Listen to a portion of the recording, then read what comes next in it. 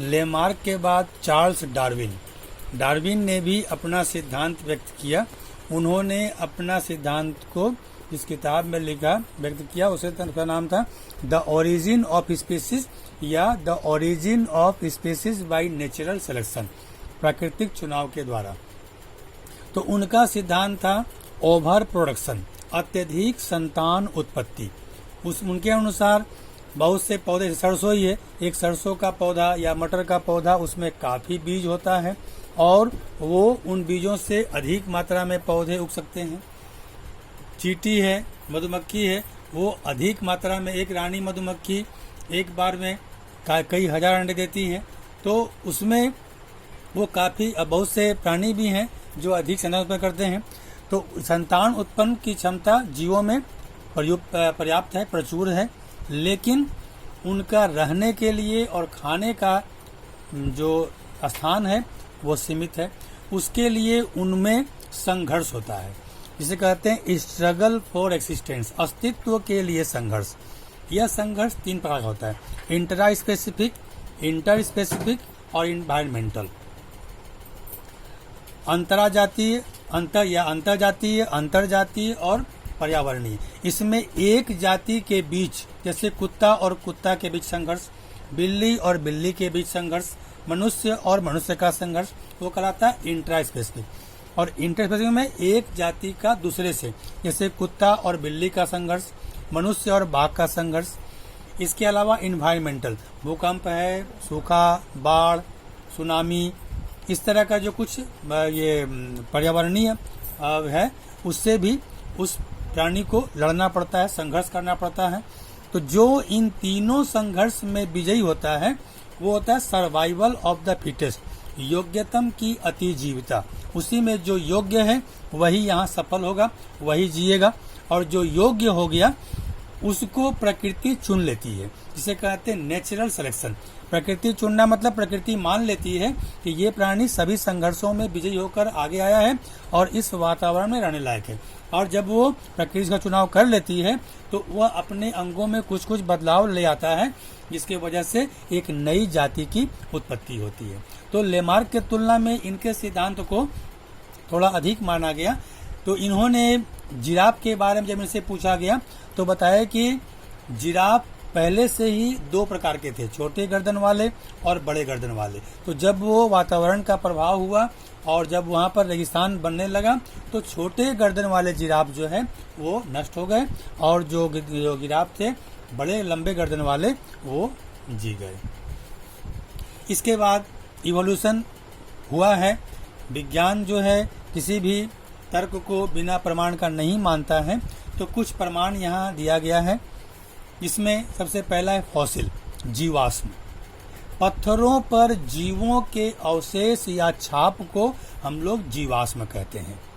तो बहुत से प्राणियों का, पौधों का कुछ हमें जीवाश्म मिला है, जिसमें हमें घोड़े का भी जीवाश्म मिला गया है।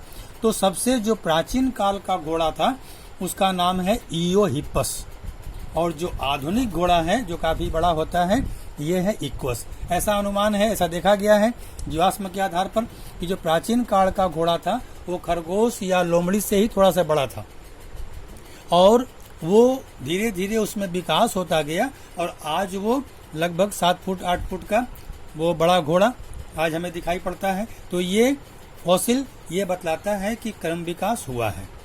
यहाँ 2 टर्म और हैं, जीवित जीवाश्म।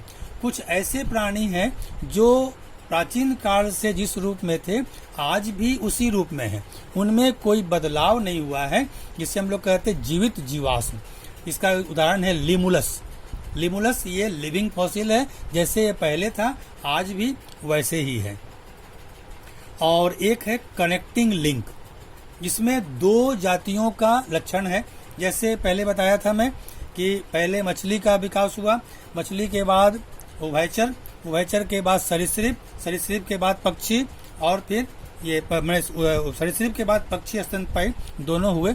तो आर्कियोप्टेरिक्स एक ऐसा प्राणी का जीवाश्म मिला है जिसमें वो पक्षी है, उसके चोंच में लेकिन दांत है, उसके चोंच में दांत हैं और उनके जो डैने हैं, डैनों से पंजा निकला हुआ, पंजा में नाखून है, तो इससे प्रमाणित होता है कि सरीसृपों से ही पक्षियों का विकास हुआ है। तो वो है कनेक्टिंग लिंक। आर्कियोप्टेरिक्स, जीवित जीवाश्म जो जैसे पहले थे आज भी वैसे हैं। ये 2 शॉर्ट क्वेश्चन भी है। प्राचीन घोड़े का नाम इयोहिपस है और आधुनिक घोड़े का नाम इक्वस है। इसके बाद दूसरा प्रमाण है समजात अंग और समवृत्ति अंग। समजात अंग को अंग्रेजी में कहते हैं होमोलोगस ऑर्गन। वे अंग जिनकी उत्पत्ति समान होती है परंतु कार्य भिन्न भिन्न होते हैं उन्हें कहते हैं समजात अंग। जैसे मनुष्य का हाथ, घोड़े का अगला टांग और पक्षी का डैना, तीनों समजात अंग है क्योंकि तीनों की उत्पत्ति अग्रबाहु से हुई है। हम लोगों का हाथ, घोड़े का या गाय का अगला टांग और पक्षी का डैना, लेकिन काम अलग अलग है। हम लोग हाथ से विभिन्न कार्य करते हैं, टांग से वो चलता है और डैना से पक्षी उड़ते हैं, लेकिन उत्पत्ति तीनों की एक ही है, वो है अग्रबाहु, लेकिन तीनों का कार्य अलग अलग है। ऐसे अंगों को हम लोग कहते हैं समजात अंग। एक है समवृत्ति अंग। उत्पत्ति इसमें इसका उल्टा है, उत्पत्ति अलग अलग है परंतु कार्य समान है। जैसे पक्षियों का डैना और कीट पतंगों का पंख, दोनों का काम लेकिन उड़ना है। डैना जो है ये अग्रबाहु का रूपांतरित भाग है, किंतु पंख जो है वो उनके बाह्य कंकाल का परिवर्तित रूप है, वो अग्रबाहु का भाग नहीं है, लेकिन दोनों का काम उड़ना है। तो ये दोनों ये प्रमाणित करते हैं कि विकास जिस प्रकार होता गया, अलग अलग वातावरण में रहने के बावजूद भी वो लोग एक ही तरह का काम करने लगे, या वातावरण एक ही है और उनका अलग अलग अंग अलग अलग काम कर रहा है। तो ये जो है समजात अंग और समवृत्ति अंग है। इसके बाद तीसरा प्रमाण है अवशेषी अंग, वेस्टिजियल ऑर्गन। हमारे शरीर में कुछ ऐसे अंग हैं जो मौजूद हैं, विद्यमान है, प्रेजेंट हैं, किंतु वर्तमान में उनका कोई काम नहीं है, लेकिन पूर्व काल में उनका कार्य था, लेकिन आज उनका कार्य नहीं है, तो वो धीरे धीरे लुप्त हो रहे हैं। ऐसे अंगों को कहते हैं अवशेषी अंग। जैसे सिंपल में हम लोगों का वर्मी फॉर्म अपेंडिक्स, ये अपेंडिक्स हम लोगों की छोटी आंत और बड़ी आंत के जो संगम स्थल है वहाँ पर अंगुली के आकार का पाया जाता है। इसका कोई भी काम नहीं है, लेकिन अभी भी हमारे में ये मौजूद है। हमारे नेत्र का निक्टिटेटिंग मेम्ब्रेन, निमेषक झिल्ली, ये कोई काम नहीं है, लेकिन पक्षियों में, मेढकों में, सरीसृपों में काम है। ये एक झिल्ली आंख के ऊपर रहता है और उसको पानी में देखने में सहायता करता है, किंतु अभी भी हमारे ये आंखों में है, ये बेकार अंग है। कर्ण पल्लव की पेशियां, हम अपने कान के पेशियों पल्लव को हिला नहीं पाते हैं, किंतु उसको हिलाने वाली पेशियां हमारे में मौजूद हैं। तो ये सब कुछ ऐसे अंग हैं जो दर्शाते हैं कि हम ये हमारे पूर्वजों में ये सक्रिय थे, अर्थात हमने में भी विकास हुआ है। हृदय की आंतरिक रचना, इसका भी अध्ययन किया गया तो देखा गया कि मछली का जो हृदय है इसमें 2 कोष्ठ है। इसका हृदय में 2 ही कोष्ठ होता है, एक अलिंद और एक निलय।